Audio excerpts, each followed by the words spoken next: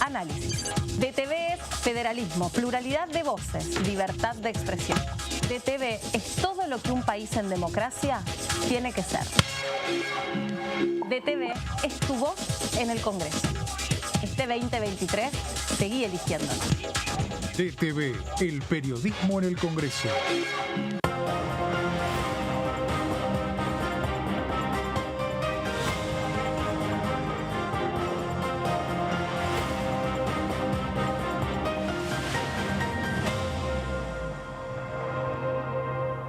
Le mandaron un... Acá estamos de regreso después del trabajo de la Comisión de Juicio Político. ¿Cómo les va? Bienvenidos a todos y a todas. Hola Jessy, hola Martín, Meli. ¿cómo va? ¿Cómo te va, Estábamos Meli? haciendo un raconto de todo lo que dejó recién el trabajo en comisión, que empezó alrededor de las 11 de la mañana, pasaditas las 11 de la mañana, y se esperaba que tuviera 3 testigos que empezasen a desandar el capítulo llamado Consejo a la Magistratura y toda esta cuestión, pero de esos 3 solamente se presentaron 2, Graciana Peñafort y quien escuchábamos recién, Jorge Rizo, mientras que uno de los, el tercer testigo que estaba previsto que se presenta, ya explicaron, se dio una situación irregular, dicen que nunca antes les había pasado, que fueron a la corte a notificarlo y hubo una reticencia para recibir la notificación. Dice, esto nunca nos pasó, tanto es así que le piden al secretario de la comisión, por favor lea cómo se dieron los pasos a seguir por los cuales esta persona terminó no viniendo, no compareciendo. Así es el caso de Roberto Zaguese, que es de la vocalía del presidente de la Corte, de Rosati,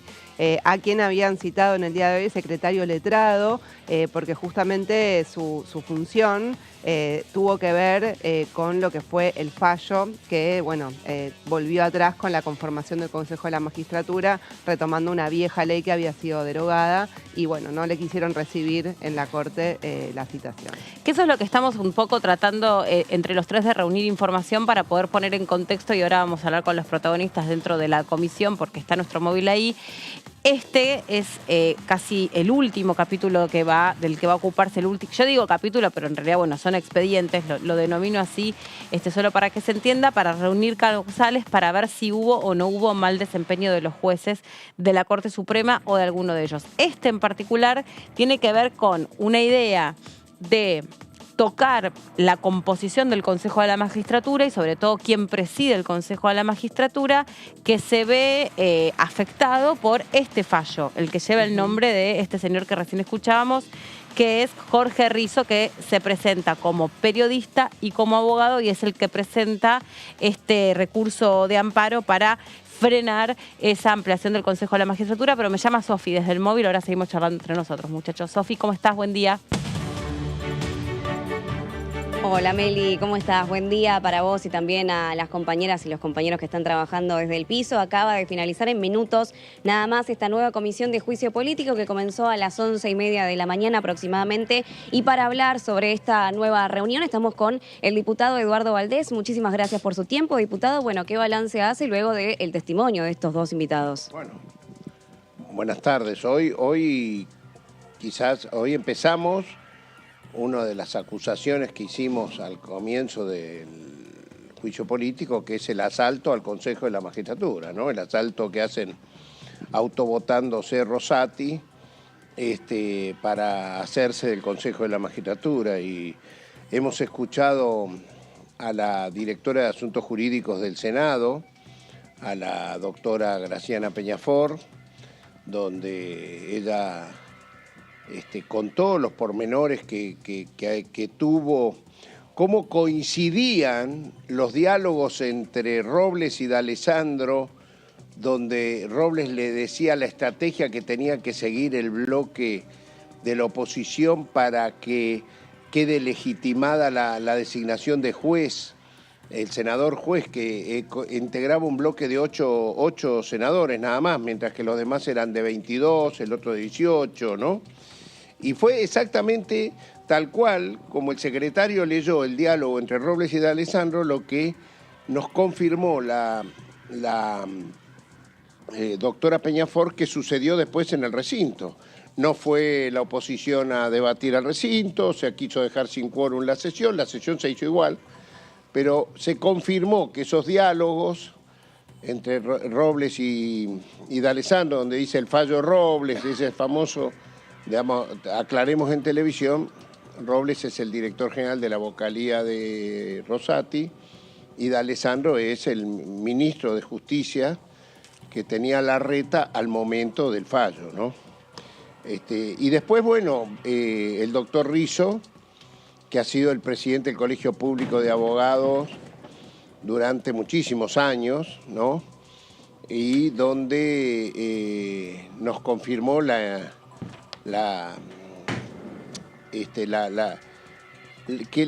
que los comportamientos que se llevan adelante a veces para... Primero, pero Eduardo, que no era voluntad sí, perdón, sí, te interrumpo. Melina Fleiderman, Sí. ¿cómo estás?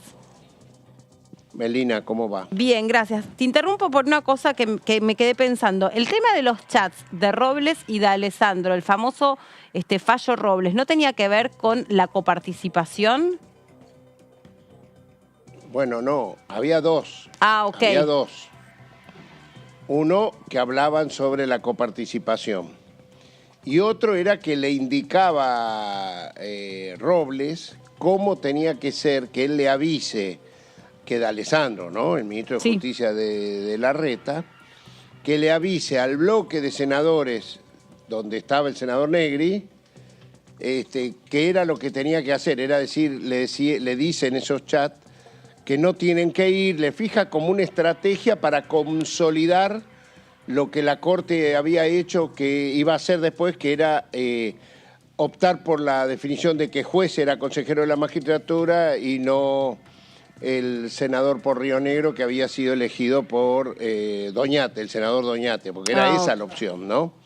Y entonces lo que el secretario de la comisión leyó en el diálogo de D'Alessandro Robles coincidió con lo que después Graciana Peñafort dijo que exactamente así había sido el comportamiento de la oposición en la sesión de la cual hablaban previo los dos altos funcionarios de la Nación y de la Justicia de la Ciudad, ¿no? Perfecto. Ya con el tema Consejo de la Magistratura.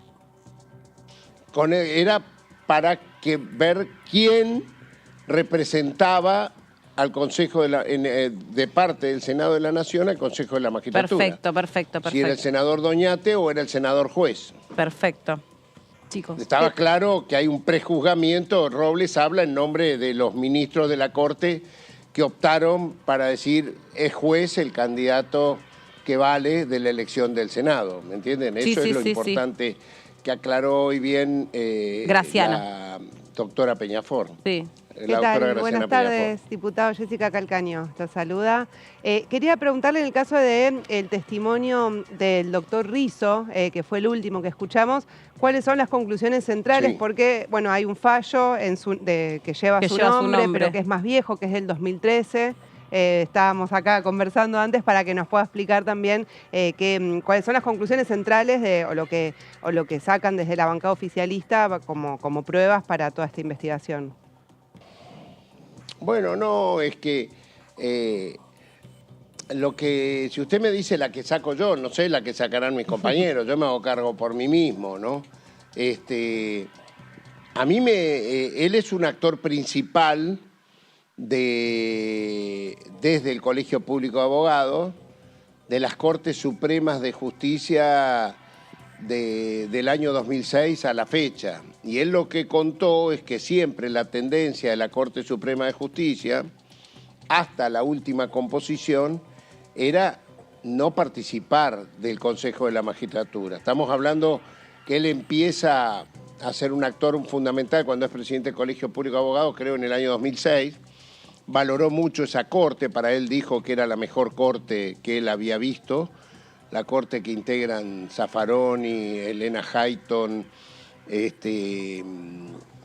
Petracchi, Lorenzetti y me está faltando... Fight. Me está faltando... Fight.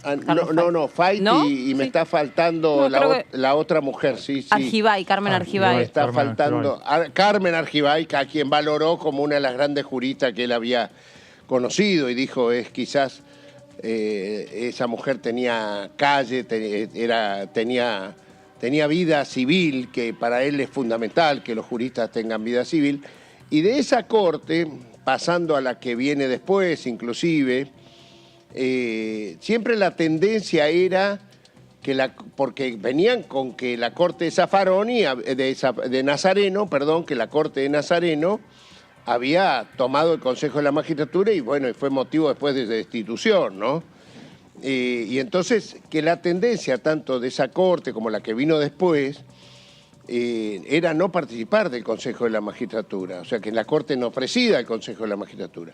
Le sorprende a él cuando quedan 3 que son precisamente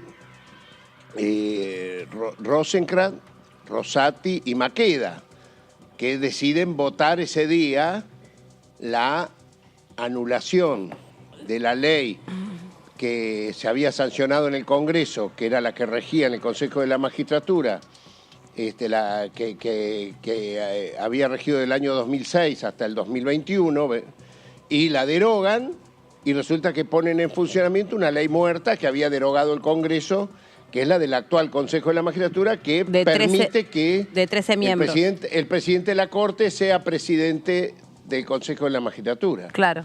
Sí, ahora, pero nosotros lo Valdés, que estamos mirando acá no es los miembros, Sí, estamos mirando, perdón, no estamos mirando la cantidad de miembros, estamos mirando La presidencia. la autovotación para lograr el objetivo de asaltar el Consejo de la Magistratura, ¿se entiende? Sí. O sea, Ahora, sí, perdón. ¿qué tal, Valdés? ¿Cómo le va? Martín Escucho. lo saluda. Una Martín, pregunta, un gusto, porque ¿cómo estamos haciendo un repaso de las causas.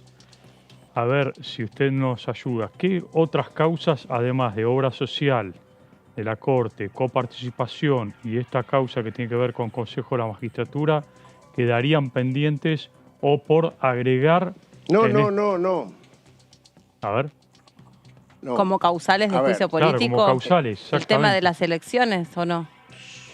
No sé qué otras causas ustedes están son- pensando, a eso hoy. Son 4 temas, 4, espere, 4. Sí, Son fallo Muña, 2 por 1, muchachos, 2 el por 2 1. por 1, bien. Obra social, Coparticipación, coparticipación y Consejo de la Magistratura. ahí está, 4, esas no habría más. No, y creo La que de hay abuso de algún poder. tema que plantearon algunos de los actores civiles, que no me estoy acordando en este momento, pero los que yo como autor de la acusación el primer día del juicio Por eso, político bueno, pero con estas planteé 4, son estos 4 temas. está bien, con estos 4 temas, ¿cuál es el horizonte inmediato que usted prevé en términos de definiciones para ver cuándo se avanza con esto, cuándo se dictamina? No. Bueno, a mí me gustaría dictaminar la semana que viene, pero usted se da cuenta que hoy se planteó prueba bastante sobre este tema, porque hoy se hizo Vanessa Siley, Rodolfo Tailade hoy hicieron la presentación de la prueba sobre este tema Consejo de la Magistratura y yo creo que nos llevará 2 o 3, no sé, a ver, no quiero desautorizar a la presidenta de la comisión porque ella contó hoy cuántas eran las audiencias, pero creo que estábamos en un par de audiencias para agotar lo que empezamos hoy, el asalto al Consejo de la Magistratura. Y después, hoy mismo ella se planteó la ratificación de la subcomisión que termina, que ya tiene casi terminado el dictamen de obra social, ¿no? Pero bueno, todo depende, usted sabe, hoy no vino uno de los funcionarios de la Corte que debería haber venido, todo eso demora, yo no le puedo decir cuántas sesiones. Por mí, ojalá que en 2 sesiones la terminemos. Pero no puede ser. Claro. Hago un pequeño paréntesis, que ahora ya vamos a saludar al diputado Tailade que está con nosotros, pero algo que específicamente nos puede ayudar el diputado Valdés sobre el valor... Tailade sabe más que yo, Tailade sabe más que yo, no, él le puede decir cuánto pero un puede prever. No, pero me está mezclando todo, Valdés. No. Ahora vamos a hablar con El que Tailade. sabe. Pero yo le quiero preguntar por algo que sabe usted. Espere, que no le hice la pregunta sobre el tema de el tema de las iglesias Solo evangélicas. sé que sé menos que Tailade. Pero no sé, bueno, ¿usted sabe, Tailade, sobre las iglesias evangélicas? No, Valdés, ¿vio? Claramente. No, sobre eso no. ¿Viste? San Rodolfo Tailade. No, bueno, ¿cuál es el valor de esa ley que se incorporó ayer? Bueno, eso sí, bueno. Realmente el valor para mí es que el 31 de octubre se ha dado la media sanción, va a ser el Día de las Iglesias Evangélicas, que coincide con el Día de la Ruptura de Martín Lutero, hace 503 años. Pero fundamentalmente yo lo que valoro, y esto aprovecho, sí, Diputados TV, este es un proyecto que fue presentado por 4 católicos y una evangélica. 4 diputadas católicas y una evangélica. Creo que es el diputado Bárbaro de Misiones, católico, la diputada Chala de Tucumán, la diputada Vanessa Macetani de Santa Fe y la diputada Agustina Propato, católica también. Ellos 4 católicos y Dina, que es evangélica. Gracias. Digo esto y quien más me insistía a mí como presidente de la Comisión de Relaciones Exteriores que tratemos este tema, eso era el Zucaria, que es la vicepresidenta de la Comisión de Relaciones Exteriores, que es musulmana. Entonces yo rescato que no es común en el mundo, en este Parlamento. En el comienzo del Año Nuevo Judío, además. No, bueno, agreguémosle, pero que lo que no es común en el mundo es esta interreligiosidad, este ecumenismo, ¿no? Esto es práctica que se da en la Argentina, por eso es uno de los motivos por el cual uno le gusta vivir en este país. No es un país de mierda, es un gran país, que puede sancionar esto con mayoría de otro credo religioso para que se sancione el día de otro credo. No se da mucho en el mundo. En el mundo los sismos religiosos están generando guerras, están generando... Esto sucede en la Argentina, sucedió ayer en la Cámara de Diputados de la Argentina. Bien. ¿Vio que sabía de eso usted? Sí, pero soy monaguillo de Tailade en el juicio político. Bueno, diputado Valdés. Aprovecho y declaro mi admiración y mi respeto al diputado Tailade. Ahí está. Pasa que no lo podemos mostrar, pero se está poniendo... Ahí lo estamos mostrando. Se está frotando los ojos de la emoción. Me emociona. Está emocionado, Valdés. Qué lindo, qué lindo. Qué dupla, ¿no? Hay grandes duplas del fútbol argentino. La Bruna y Lustó, Boyé Pontoni, y en este Parlamento Moró, Tailade, Dios mío. Leopoldo Moró, Tailade. Bueno, bueno, hágase cargo ahí de los halagos. Saludos. Chau, gracias, diputado. Gracias, Abrazo, saludos. Un saludo. Chau, Me iba a volver loca. Yo sabía que él sabía. Es muy ansioso. Ya lo creo. ¿Qué tal, diputado? Gracias. Hola, ¿cómo le va? Y gracias al contrario por haber esperado. No pasa nada. En contraposición. Escuchando a Valdés se pasa rápido. Bueno, y usted, ¿nos puede orientar un poco sobre el valor que tuvo esta sesión de hoy de la Comisión de Juicio Político? Sí, yo creo que los 2 testimonios fueron muy importantes. Graciana Peñafort vino a declarar en su condición de abogada del Senado, digamos, no como abogada especialista. Hemos traído también, digamos, juristas para que nos den opiniones, pero en el caso de Graciana no era para que está en condiciones perfectamente de hacerlo, pero no queríamos que venga en su condición de especialista o conocedora del derecho constitucional, sino en su condición de directora del Servicio Jurídico del Senado, porque es la que está representando a ese cuerpo en los expedientes, en la Corte, en donde se está discutiendo todo eso. Por lo tanto, nos dio una mirada objetiva, estrictamente jurídica. Y yo creo que lo que dejó en claro el testimonio de Graciana Peñafort tiene que ver con la,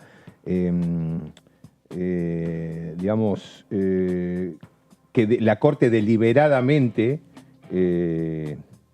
trabajó estos temas, no desde una perspectiva jurídica, sino teniendo en cuenta otras cuestiones. La política, la situación de los bloques en el Senado, pero no desde la perspectiva jurídica, que es lo que tiene que hacer la Corte, ¿no? En ese sentido, señaló un montón de irregularidades de distintas cuestiones, no solamente en particular de un fallo, sino de toda la secuencia de fallos que viene haciendo la Corte en relación con el Consejo de la Magistratura, que es un bochorno tras de otro. Es decir, desde el diciembre del 2021, que le da al Congreso Nacional 120 días para sancionar una ley, bajo percibimiento de me pongo yo como presidente con la otra ley, 120 días que en definitiva eran 60, porque entre los 120 días contaba enero y febrero, que el Congreso no tenía actividad. A partir de ahí, 120 días al Congreso, algo, un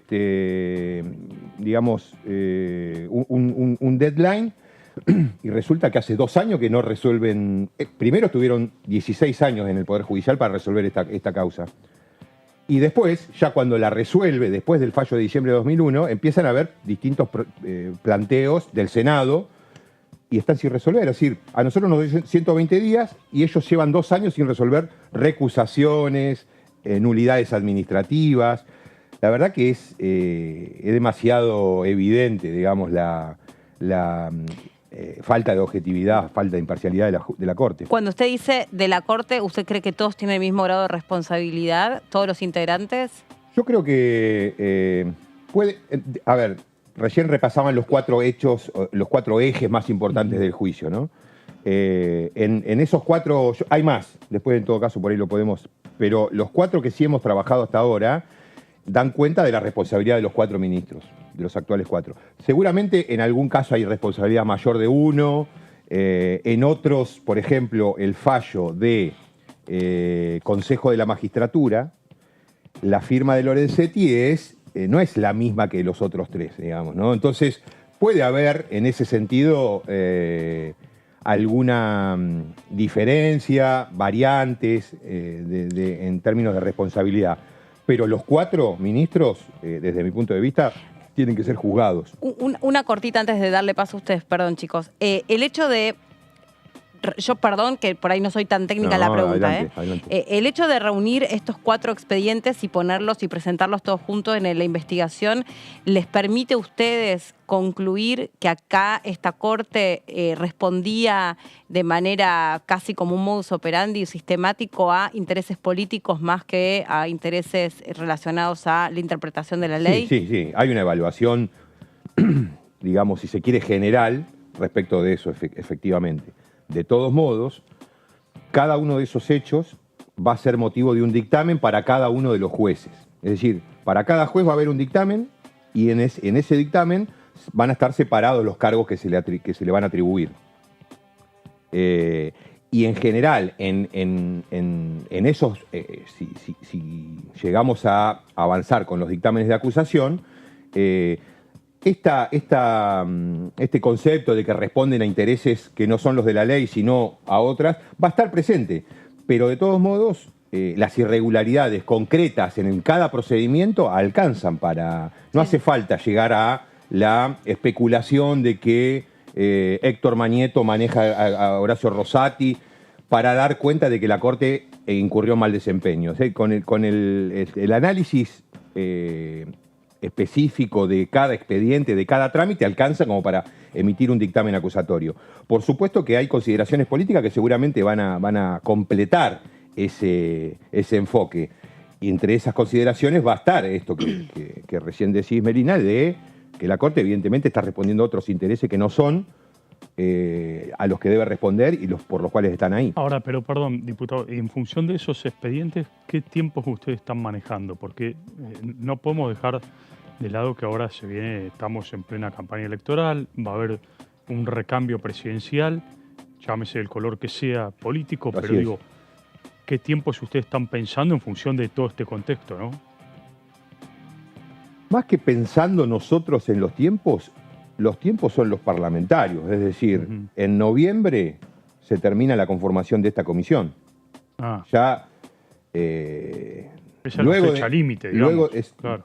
Luego de noviembre, ya sea en marzo o en extraordinarias porque alguien lo convoca, va a haber una nueva conformación de la Comisión de Juicio Político, porque hay una nueva conformación en la Cámara. Por lo tanto, nosotros tenemos que dictaminar antes de ese cierre. Por eso, una vez emitidos esos dictámenes... Los dictámenes, en principio, desde mi, desde mi forma de ver el reglamento y la normativa en este sentido, nosotros tenemos hasta noviembre para dictaminar. Sí. Una vez que ese dictamen o los dictámenes salen, esos dictámenes duran 3 años. Ya no importa que cambie. No caducan. Exacto. A los 3 años recién, vencen. Con lo cual, pero sí tenemos una suerte de encrucijada ahora, digamos. Claro, ¿no? Noviembre, si no hay dictámenes, límite, no puede haber dictamen el año que viene con la nueva conformación, porque ya va a haber nuevos diputados y diputadas que no formaron parte de la investigación. Otra comisión. Claro. Y yo quería preguntarle, diputado, por el testimonio de Risso, porque hoy en un momento habló él se comunicaba con operadores judiciales, que le decían la opinión de la Corte, ¿no? Sí. En este caso era que la Corte no tenía intenciones de estar en la presidencia del Consejo de la Magistratura. Sí. Eso año 2017 más o menos. Y que eso cambia después, ¿no? Entonces, primero la pregunta es, ya que conoce el Poder Judicial, si eso es... y conoce el Consejo de la Magistratura. Y conoce el Consejo de la Magistratura. Claro, porque ¿cómo funciona eso de los operadores judiciales que son delegados? Porque es como medio algo también gris que no sale muy a la luz, no se lo conoce. Eso por un lado, y después que si lo que cambia las intenciones de la Corte de empezar a querer de repente ser parte del Consejo de la Magistratura es por la asunción de Rosati al frente de la Corte, o es por otros motivos según lo que pudieron leer del testimonio de hoy. Bueno, a ver, en primer lugar, en 2017 el gobierno presenta un proyecto de reforma del Consejo de la Magistratura, que hoy se dijo es muy parecido al que presentó el gobierno de Alberto Fernández el 2021. Muy parecido. Te diría que son prácticamente iguales. En el 2017, ese proyecto se trabajó desde el gobierno en ese momento de la presidencia de Macri y el ministro de Justicia, Germán Garabano. Lo trabajó Germán Garabano o la gente del Ministerio de Justicia con Jorge Risso o con gente del Colegio Público de Abogados. Llegaron a un proyecto de consenso entre ellos que fue presentado en la Cámara de Diputados. En ese tránsito en donde se estaba pensando la norma, se estaban elaborando el trabajo entre estos dos sectores, Ministerio y Colegio Público, Risso señala que desde la Corte primero lo llamaban para decirle que empujara, digamos, la reforma, la redacción del nuevo texto, pero al mismo tiempo le decían que no metan a la Corte en el Consejo. Él dijo operadores. Lo que hay que tener en cuenta es que Jorge Risso tiene muchos años en esto, tiene contactos muy importantes. Él fue abogado personal de Carlos Fait. Cuando esto sucede, Fait ya no era miembro de la Corte, estamos hablando de 2017. Carlos Fait renuncia el 11 de diciembre de 2015, es decir, el día siguiente a que Cristina se va. Entonces no estaba Fait, y desde la Corte el otro contacto muy fluido que siempre tuvo Risso fue Ricardo Lorenzetti. Entonces cuando habla de operadores, me da la impresión de que por ahí no quiso involucrar directamente a Lorenzetti, que pudo haber sido tranquilamente el que le planteaba estas cosas a Risso, que en la reforma no apareciera la Corte, que estuviera fuera. Pero Rizzo nunca como miembro del Consejo de la Magistratura, No, solo Rizzo, como asesor. Rizzo, exactamente, como presidente del Colegio Público de Abogados, que estaba trabajando en un proyecto de reforma del Consejo con el Ministerio de Justicia. Está. Entonces, esa idea que le bajan de la Corte, che, no nos metas en el Consejo, él la lleva a esta mesa de trabajo y efectivamente el proyecto que presenta el macrismo no contemplaba a la Corte como parte del Consejo. Ahora, los operadores, que por ahí te sonó... Cuando él se refiere a operadores, seguramente, si no fue Lorenzetti, fue un secretario de Lorenzetti, o generalmente hay gente que está dando vuelta, que por ahí no son funcionarios, por supuesto que es irregular y digamos, no sería demasiado ético, pero existen todo el tiempo, nosotros tenemos idas y vueltas con estas personas, dicen, no, bueno, yo vengo a hablar en nombre de un juez. Pero en ese caso el operador básicamente no tenía no había un sentido, digamos, negativo. Básicamente el mensaje de la Corte es, hagan la ley, pero no nos metan en este lío. Bueno, ese pensamiento lo tenía Lorenzetti, lo tenía antes de Lorenzetti Enrique Petracchi. Enrique Petracchi también, yo he leído crónicas del 2006, que es la ley que saca a Cristina como senadora del Consejo de la Magistratura, que es la que declara inconstitucional la Corte.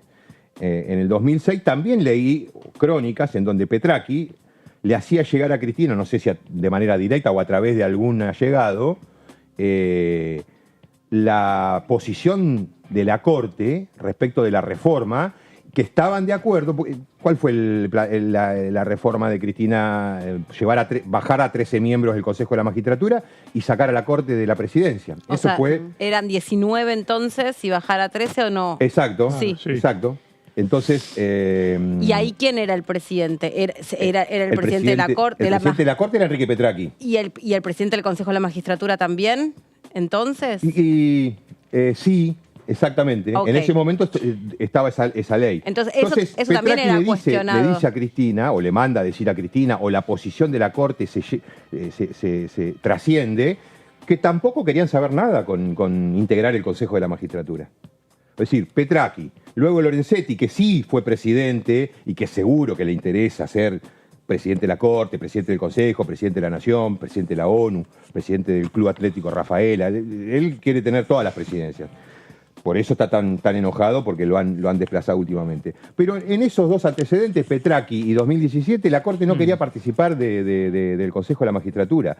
¿Por qué se da este cambio? Bueno, evidentemente porque es una posición personal de Rosati, y a Rosati lo banca el poder económico. En Argentina, Rosati está conducido por el poder económico. Claro. Y el poder económico es el que le dice, te tenemos que tener ahí. El Consejo de la Magistratura es un organismo absolutamente clave para el poder económico, para los medios de comunicación dominantes, que ya sabemos, porque desde ahí nace la persecución judicial contra el peronismo, desde ahí nace el disciplinamiento a los jueces, todas estas cosas que son absolutamente centrales en la cabeza de Mañeto y compañía, que son los que en definitiva conducen a Horacio Rosati. Eso fue lo que generó que Rosati empezara, en 3 años hiciera un enchastre institucional nunca visto, se autovotara como presidente de la Corte para que después, pues ya tenía pensado eso, es decir, yo me voto como autopresidente de la Corte porque en 2 meses voy a quedar como presidente de la Magistratura porque voy a operar ese fallo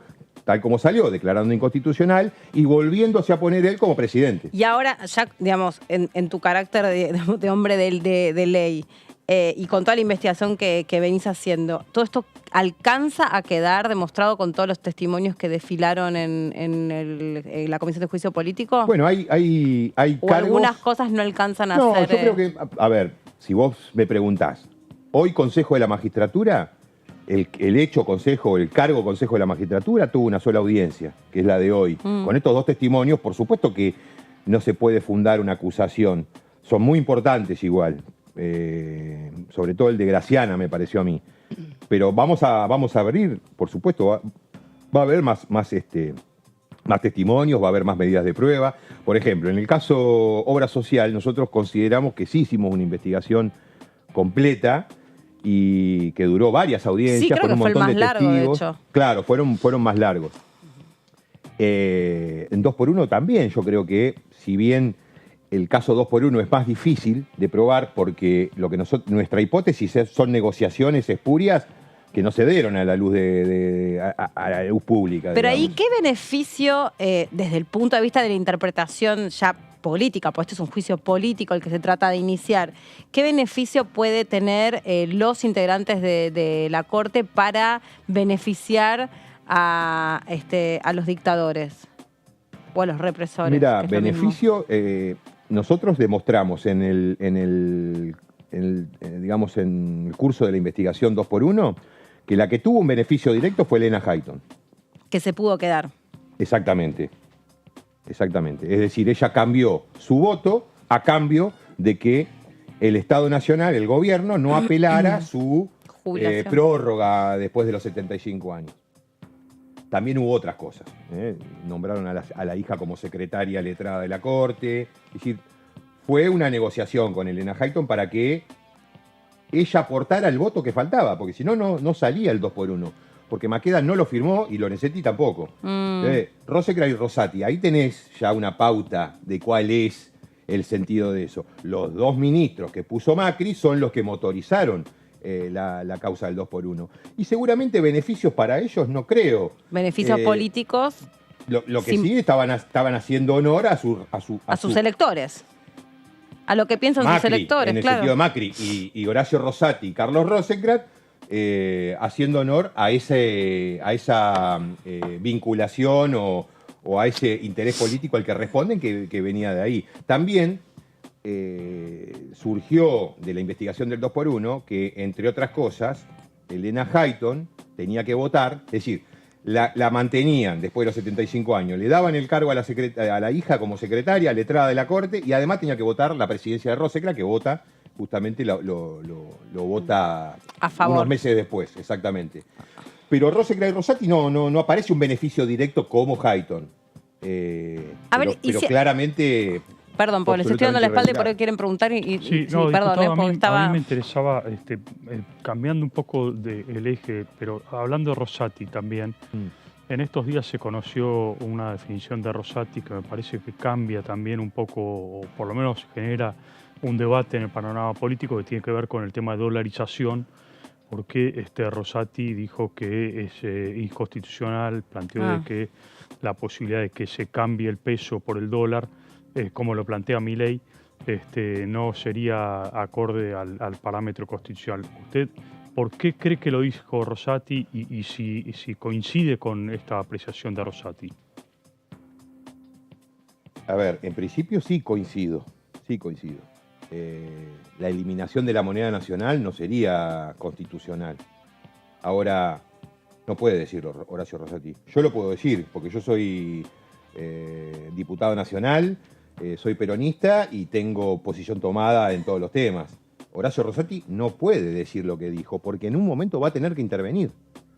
Si Javier Milei es presidente, lleva adelante el proceso de dolarización, Horacio Rosati va a tener que intervenir tarde o temprano ahí. Entonces ya está anticipando. Tomó una postura. Exactamente, ya claro. anticipó, ya prejuzgó. Pero buscó dar otro mensaje, Rosati, Por supuesto, al posicionarse. por supuesto. En términos jurídicos, ese es un gran problema. Es un irresponsable. Podría es decir, ser un juez recusado en su momento, digamos. Claro, por supuesto que puede ser recusado, pero va a ser recusado si se dan estas cosas, todo esto. Sí. No podría ser de otra manera. Ahora, eso es un enfoque estrictamente jurídico. Pero el sentido que tuvo la intervención de Rosati no fue jurídico, no fue decir, mirá que esto es político, porque claramente Rosati responde a un sector económico que apuesta a Patricia Bullrich como presidenta de la Nación. Quiso intervenir en la campaña, quiso señalar que Javier Milei estaba diciendo barbaridades. Está bien, no puede decir voten a Patricia Bullrich, pero es lo que quiso decir. Está tratando de... bueno, también podría interpretarse como por un favoritismo a Massa, si se quiere, porque Massa y ustedes no coinciden con la idea de dolarización en este sentido. No, pero digamos, un un extraterrestre que llega a Buenos Aires sin saber nada de lo que pasó antes puede decir esto, ¿no? Che, pero Massa también se podría haber beneficiado, digamos, igual claro, que Bullrich. El tema es que los antecedentes o toda la precuela es muy claro que Rosati no tiene ninguna gana de beneficiar al peronismo o al oficialismo en este caso, sino a Juntos por el Cambio. Por eso, por ejemplo, hoy volvimos a recordar los chats entre Robles, mano derecha Rosati, y D'Alessandro. Pero no tengo ninguna duda que ese fue el sentido de meterse en política, generar algo. Acá también hay algo que se está escapando, que se los voy a tirar como primicia. No es una noticia, es una interpretación una mía de las cosas. ¿Por qué sale Rosati a decir esto? Porque Lorenzetti está hablando con Milei. Lorenzetti se está proponiendo ante Milei como el que le va a garantizar cosas en la Corte. Hay una nota que salió en Infobae hace poco.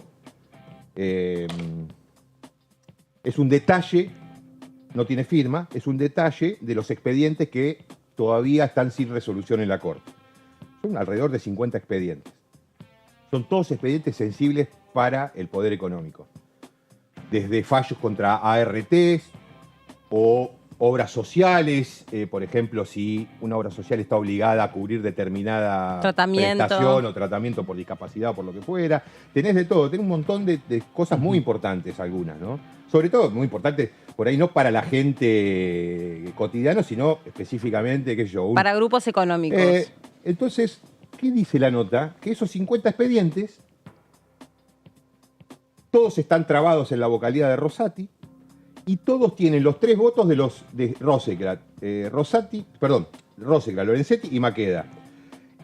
Y el que vota en contra es Rosati. Es una nota claramente direccionada para que Milei y compañía piensen que Rosati es anticapitalismo, antiliberalismo, antiempresas, porque es una cosa increíble. Todos los votos en disidencia de esos expedientes son de Rosati. El único que vota en disidencia es Rosati. Todos los demás están alineados en eso. Entonces hay como una nueva mayoría respecto de estos temas que a mí me hace pensar que básicamente es una jugada de Lorenzetti, se está arrimando a Milei, está viendo que tiene grandes chances de ser presidente de la nación, le quiere garantizar, digamos, tranquilidad en la Corte y por eso se está... Y esta operación, esta de la nota, es una nota periodística, pero claramente operada desde la vocalía de Lorenzetti, se tiene que enmarcar en eso, en este conflicto que hay en la Corte. Y Rosati, planteando esto también, planteando la inconstitucionalidad de la dolarización, también tiene que ser leída, interpretada en el medio de todo en definitiva, bochorno, digamos, ¿no? Porque estamos hablando de la Corte, que tendría que protegernos y están en una lucha de poder inmunda. Gracias por haber venido, por el tiempo y también por aclarar, porque son cosas muy técnicas, son complicadas de seguir. Ojalá que haya quedado claro. Sí, algo así. ¿Y qué puede pasar realmente con esto? Porque esto después va a pasar al Senado. ¿Y ahí qué puede pasar? Bueno, yo no me propongo objetivos que digamos, no quiero ahorrar pasos o obviar pasos. Nosotros tenemos que terminar esta investigación. Estuviste bien, creo que fuiste vos, Melina, que le preguntó a Eduardo Valdés por las denuncias, por los fallos de San Juan y elecciones. Tucumán. Están dentro, no fueron todavía declarados admisibles. Hay algunas otras denuncias más. Hoy empezamos también a trabajar, si bien no fue parte de los testimonios, empezamos a trabajar la situación de Rosecrat. Rosecrat está denunciado en la Comisión de Juicio Político y está declarado admisible el cargo por haber intervenido en numerosos expedientes de empresas que eran clientes de él. Sí. Eso es un cargo que todavía no hemos transitado. Hoy yo pedí varias medidas de prueba con relación a eso, seguramente lo vamos a trabajar. Pero tenemos que terminar, digamos, paso a paso. Paso a paso, diríamos. Primero terminar la investigación de Consejo, eventualmente ampliar lo del abuso de poder de Rosecrat, y en noviembre deberíamos estar dictaminando. Bien. Después de noviembre hay que ver cómo terminan cómo salen las elecciones, si nosotros vamos a tener mayoría en la Bien. Cámara o no. Un montón de cosas que pueden pasar. Pero por lo pronto lo primero es terminar la investigación y en noviembre definir dictámenes. Gracias. De nada, Y gracias a ustedes también, muchachos. Gracias a ustedes por estar ahí del otro lado. Se quedan, por supuesto, en la pantalla de DTV. Hasta mañana.